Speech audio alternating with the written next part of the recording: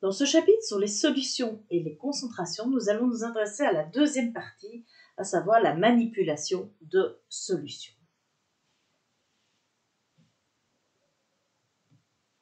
Alors, dans la première partie, nous avons rappelé ce qu'était une solution. Donc, c'est un mélange homogène d'un soluté et d'un solvant. Le soluté est donc la substance qui se dissout et le solvant, la substance qui dissout. La plupart du temps, le solvant, dans le cadre de ce cours, sera l'eau. Alors, on a vu qu'il y a moyen de fabriquer plein de solutions différentes. On peut mettre plus de soluté ou plus de solvant. Alors, d'où l'importance de caractériser une solution, de donner ses caractéristiques. Alors, on a vu qu'il y avait 3 moyens de caractériser une solution. Soit on donne sa concentration massique, soit on donne sa concentration molaire, appelée aussi molarité. Troisième méthode, on donne la masse volumique de la solution et le pourcentage massique du soluté. Alors maintenant qu'on a vu comment caractériser des solutions, on va s'intéresser à manipuler différentes solutions. Alors les différentes manipulations, la première manipulation, c'est le prélèvement. Un prélèvement, c'est prendre une partie de la solution. Donc lorsque je prends une partie de la solution, lorsque je fais un prélèvement, il faut bien retenir que la concentration reste identique. Donc si j'ai 1 litre de grenadine bien mélangée, si je me verse une partie, je me verse un verre, la grenadine aura le même goût dans le verre que dans la bouteille. Elle aura la même concentration. Alors ce ne sera pas le même volume, ce ne sera pas la même quantité de grenadine, mais le rapport de la quantité de grenadine par rapport au volume sera identique. Autrement dit, la concentration sera identique. Deuxième manipulation que l'on fait souvent au laboratoire, comment est-ce qu'on fabrique une solution à partir d'un solide?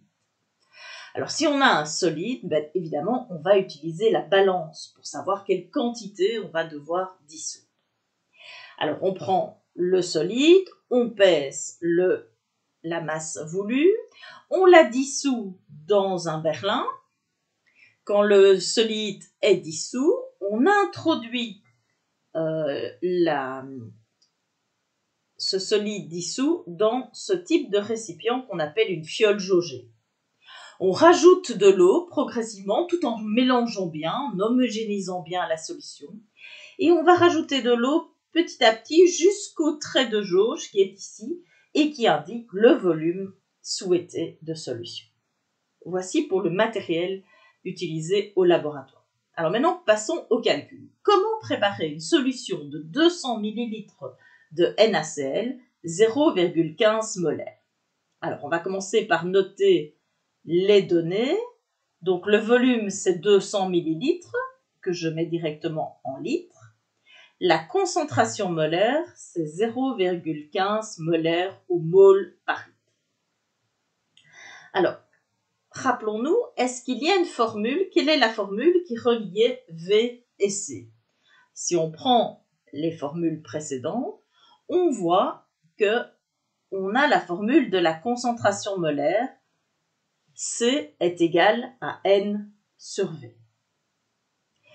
Donc, on part de cette formule, C est égal à N sur V, et on peut, grâce à cette formule, trouver le nombre de moles de NaCl qui sera indispensable pour fabriquer la solution. Donc, le nombre de moles, c'est C fois V, donc 0,15 fois 0,2, on arrive à 0,03 moles. Mais voilà, les moles au laboratoire, on ne va pas savoir facilement les prendre. Par contre, on sait, on l'a dit précédemment, facilement manipuler une masse grâce à la balance. Donc, on va transformer les moles en masse. En utilisant quelle formule? La formule, le nombre de moles est égal à la masse divisée par la masse molaire. Donc, la masse, c'est égal au nombre de moles fois la masse molaire. Alors, calculons ici au-dessus la masse molaire de NaCl. Donc, on additionne les masses atomiques relatives de chaque atome. Donc, 23 pour le sodium, 35 pour le chlore. On arrive donc à 58 grammes par mole.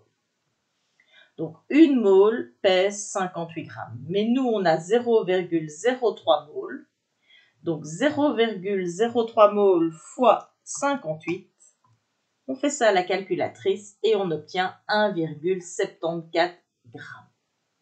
Donc, pour fabriquer 200 ml d'une solution de NaCl dont la concentration est 0,15 molaire, on va peser au laboratoire 1,74 grammes que l'on va dissoudre dans un petit peu d'eau. On va l'introduire dans une fiole jaugée de 200 ml. On va rajouter progressivement de l'eau en mélangeant bien le tout et on obtiendra la solution désirée. Donc, je répète, quand on vous donne une concentration et un volume, on commence d'abord par chercher le nombre de moles et puis on transforme le nombre de moles en masse. Alors, troisième manipulation possible, qu'est-ce qui se passe quand on mélange deux solutions qui contiennent le même soluté? Alors, voici deux solutions d'acide chlorhydrique. Donc, voici la première.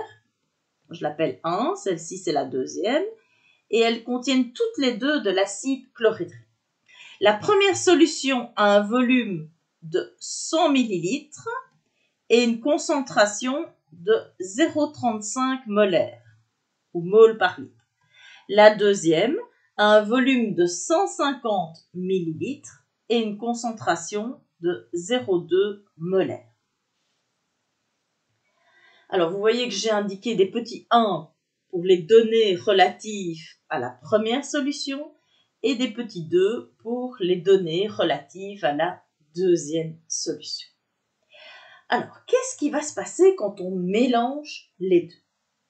Alors, commençons par le volume. Ça, c'est facile. Si j'ai 100 ml ici, 150 ml ici, et que je mélange les deux, quel va être le volume total? L'addition des deux, tout simplement. Donc, je vais avoir 100 ml plus 150 ml, je vais avoir 250 ml que je peux mettre en litre. Alors maintenant, intéressons-nous au soluté. Alors, si je représente le soluté par ces petits carrés roses. Si j'ai 3 solutés dans la première solution, 2 solutés dans la deuxième solution, et que je les mélange, que va-t-il se passer?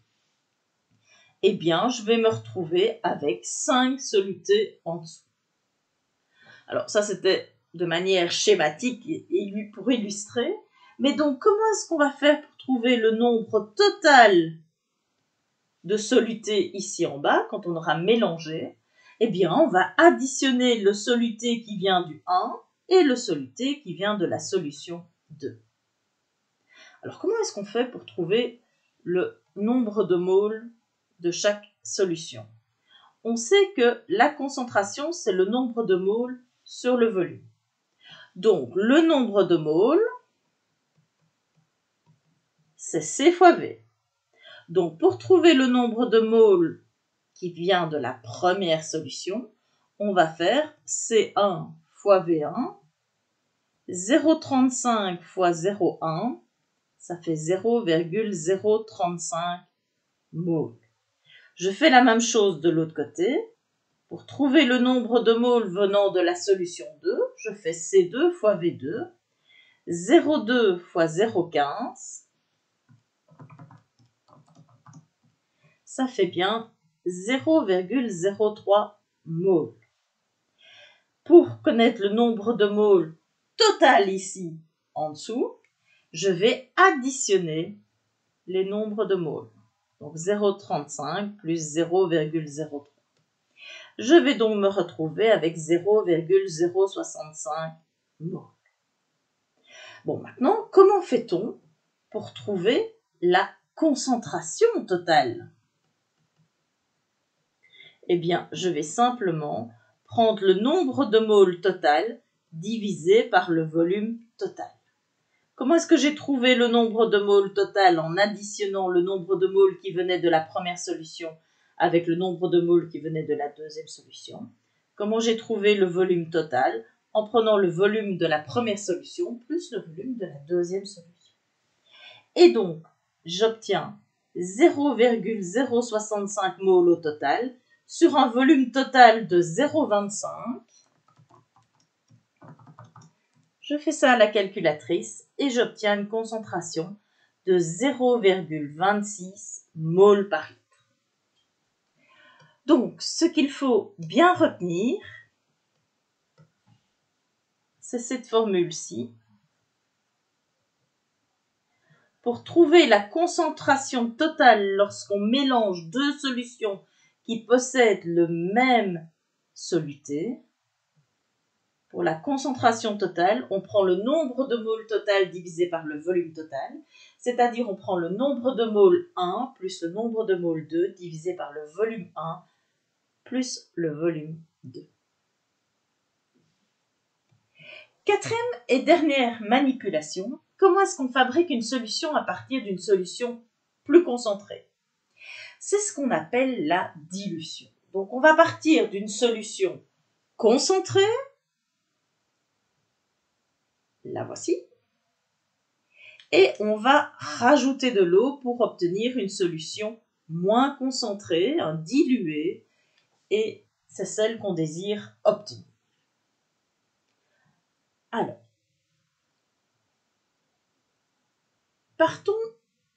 pointons un peu, comme précédemment, je vais représenter les solutés par des petits points. Vous voyez que ici, j'ai 1, 2, 3, 4, 5, 6, 7, 8 petits points représentant le soluté. Je vais rajouter de l'eau, et uniquement de l'eau.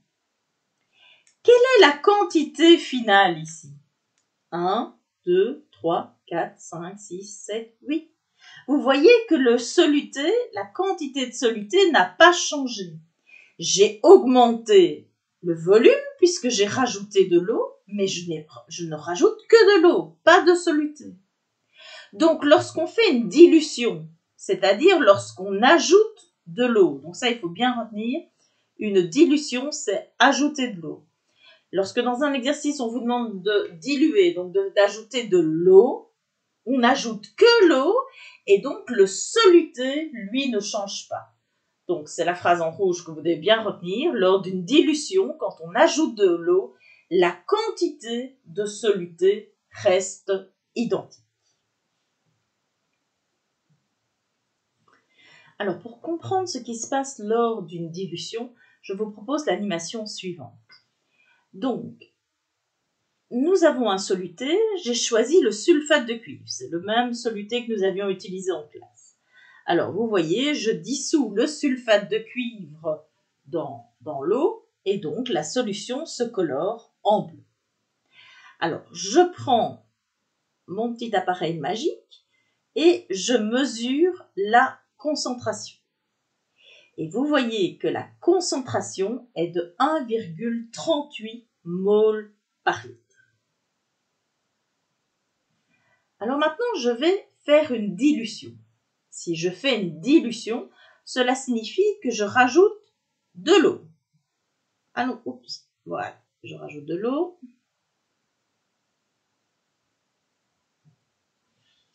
Alors, si vous regardez la couleur, vous vous rendez compte que la solution est plus claire. Ok? Alors, si on regarde la concentration, vous voyez que la concentration n'est plus que de 0,985 mol par litre. Donc, le fait d'avoir rajouté de l'eau, la quantité de soluté, elle n'a pas changé. Mais le fait de rajouter de l'eau fait que le volume devient plus grand, donc que cette même quantité de soluté se retrouve tout à coup dans un volume plus grand. Donc, la solution est plus diluée et donc la concentration est plus petite. Alors, je vous mettrai la référence de cette animation, comme ça, vous pourrez vous aussi vous amuser. Alors, petite remarque avant de terminer. Qu'est-ce qui se passe si on évapore? Alors, lorsqu'on chauffe une solution et qu'on évapore une partie de la solution, lors d'une évaporation, il n'y a que l'eau qui part. Alors, regardez la concentration au départ. elle est de 0,985. Si j'évapore de l'eau, donc l'eau diminue, et que je remets mon petit appareil, la concentration est revenue à 1,380 mol par litre. Autrement dit, l'évaporation, c'est le contraire de la dilution. Donc, qu'est-ce qu'on a vu dans l'animation? On a vu que la solution de départ, que l'on appelle la solution mère, est plus concentrée. Et quand on rajoute de l'eau, la solution devient moins concentrée. On l'appelle aussi, cette solution diluée, on l'appelle aussi la solution fine.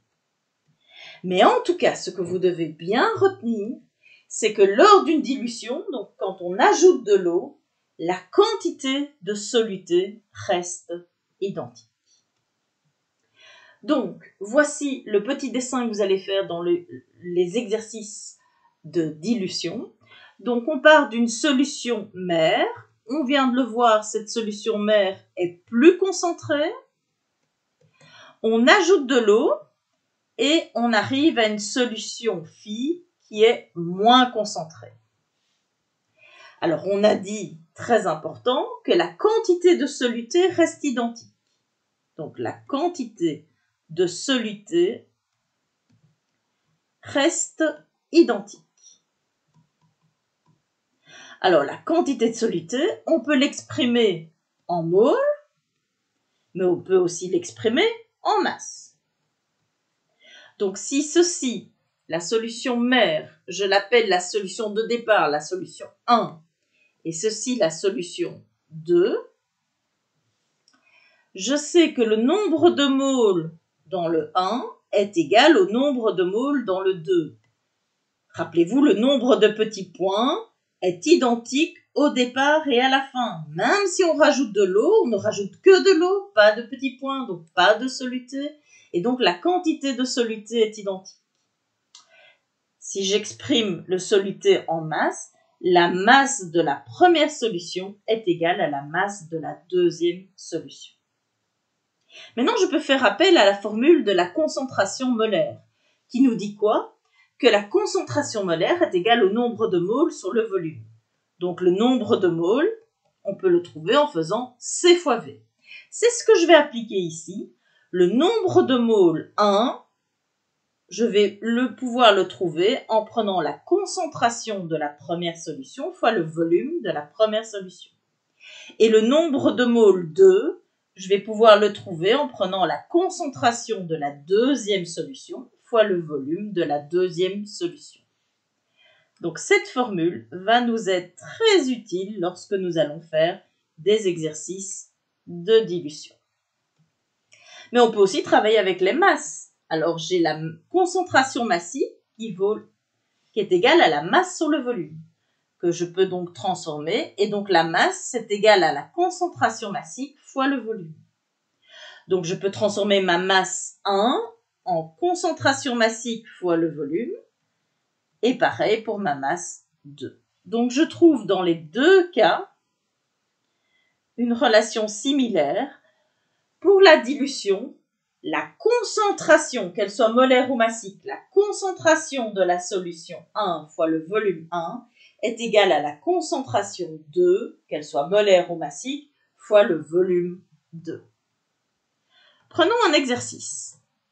On vous dit, supposons qu'on veuille préparer 500 ml d'une solution d'acide acétique, 1 mol par litre, à partir d'une solution mère de concentration 17,4 mol par litre. Et on vous demande quel est le volume de la solution mère qu'il faut utiliser.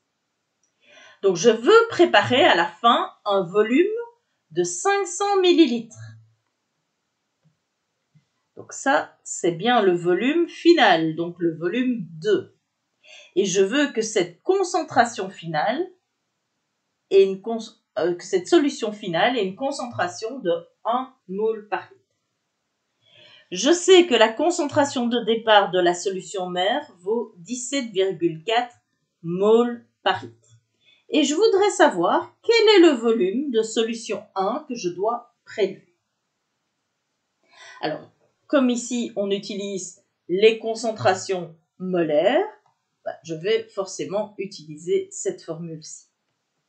Donc, on a vu que C1 fois V1 égale C2 fois V2. Donc, pour trouver V1, je fais C2 fois V2 sur V1. Alors, qu'est-ce que j'ai ? C2 fois V2 divisé par C1. Alors, C2, c'est 1 fois le volume, attention, je le mets en litres, 0,5 litres, divisé par la concentration qui est de 17,4. Je fais ça à la calculatrice et j'obtiens 0,029 litres, c'est-à-dire 29 millilitres. Donc, ça veut dire que je vais prendre ici 29 millilitres de la solution 1 et au final, je veux avoir 500 millilitres. Quelle est la quantité d'eau que je vais devoir rajouter? Eh bien, pour trouver le volume d'eau, je vais faire V2 moins V1, 500 millilitres moins 29 millilitres, et je sais que je rajoute 471 millilitres d'eau. Donc, pour obtenir cette solution de 500 millilitres de concentration 1 mol par litre, j'ai pris 29 millilitres de la solution de départ, la solution mère, et j'ai rajouté 471 millilitres d'eau pour obtenir cette solution. Alors, dernier point de cette vidéo, le facteur de dilution. Quand on fait une dilution, on parle souvent du facteur de dilution. Alors, si on prend une solution mère de concentration 2 mols par litre, C1 vaut 2 mols par litre. On rajoute de l'eau et on obtient une solution finale dont la concentration est de 1 mol par litre, 1 molaire. Qu'est-ce qui s'est passé? On est passé d'une solution dont la concentration vaut 2 mols par litre à une solution dont la concentration vaut 1 mol par litre. On dit que la solution mère a été diluée 2 fois. Eh bien, ce chiffre 2, c'est le facteur de dilution que l'on va noter par FD. Et donc, comment va-t-on calculer FD? On prend la concentration 1, dans notre cas 2 molaires, divisé par la concentration 2, dans notre cas 1 molaire. Alors, si on transforme la formule habituelle de la dilution, on peut aussi voir que le facteur de dilution peut se calculer aussi par V2 divisé par V1. Donc, terminons par la définition. Le facteur de dilution que l'on va noter FD caractérise la dilution et est le rapport de la concentration de la solution mère, c'est-à-dire C1, sur la concentration de la solution fille, c'est-à-dire C2. Et alors, sachez-le, c'est toujours un nombre supérieur à 1. Si vous avez un nombre inférieur, c'est que vous avez fait une erreur et ce sera toujours un nombre sans unité. Voilà, à vous de faire les exercices.